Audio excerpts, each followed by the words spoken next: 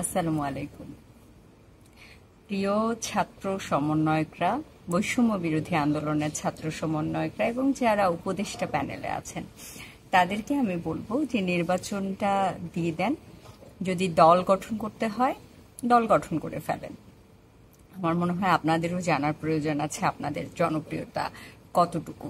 আপনারা যদি মনে করে থাকেন যে জুলাই অগাস্টে যে আন্দোলনে আপনাদের পিছনে যে মানুষগুলো দাঁড়িয়েছিল তারা সবাই আপনাদের অনুসারী অনুগামী, আমার মনে হয় যে সেই ধারণাটা কতটুকু সত্যি সেটা আপনাদের যাচাই করে ফেলা উচিত।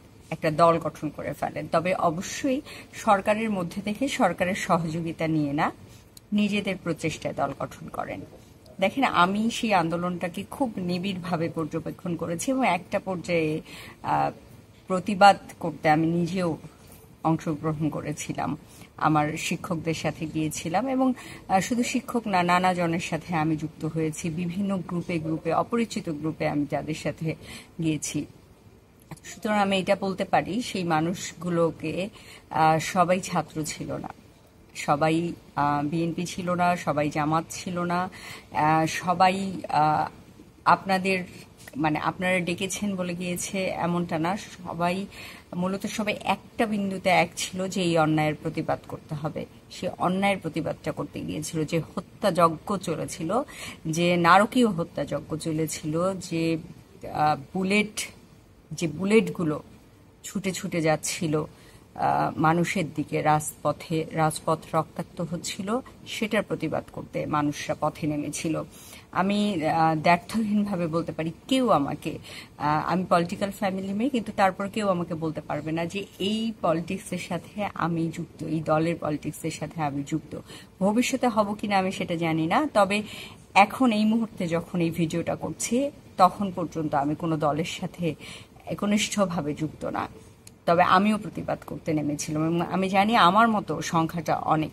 তা আপনারা যদি মনে করে থাকেন জুলাই আগস্টের আন্দোলনের পুরো কৃতিত্ব শুধুমাত্র ছাত্রদের, তাহলে আমি বলবো যে আসেন যাচাই করে নেন আপনাদের কৃতিত্ব কতটুকু। আপনাদের কৃতিত্ব আমি অস্বীকার করছি না, তবে পুরো কৃতিত্ব আমি আপনাদেরকে দিতে চাই না।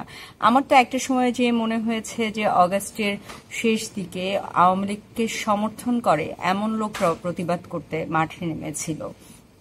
আওয়ামী লীগকে যারা সমর্থন করতো, হয়তো তারা আওয়ামী লীগ করতো না কিন্তু আওয়ামী লীগকে সমর্থন করতো, এমন লোকরাও প্রতিবাদ করতে নেমে পড়েছিল। আর বিএনপি, জামায়াত, বামপন্থী দলগুলো, আরো অনেক মানুষ তো ছিল এর সাথে, নানা পেশাজীবী মানুষ ছিল। শুধু আপনারাই ছিলেন এমনটা তো আমি মনে করি না, এটা আমার ভাবনা।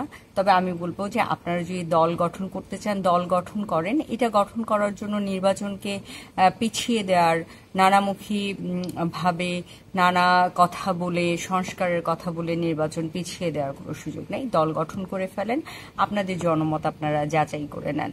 আপনাদের সাথে কারা কারা প্রকাশ্যে আসতে চায়, আপনাদের সাথে দলের হয়ে কাজ করতে চায়, সেটা মনে হয় আপনাদের যাচাই করে নেওয়ার অধিকার আছে।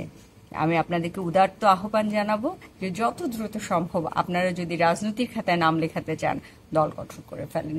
এবং আমিও খুবই আগ্রহ ভরে দেখব যে আপনাদের নেতৃত্ব গুণ কতখানি কাজ করে, আপনাদের নেতৃত্বের প্রতি বাংলাদেশের জনগণ কতটুকু আস্থা রাখে, সেটুকু দেখার আমার ভীষণ আগ্রহ এবং আমার মনে হয় আমার মতো আরো অনেকেরই সেই আগ্রহ আছে।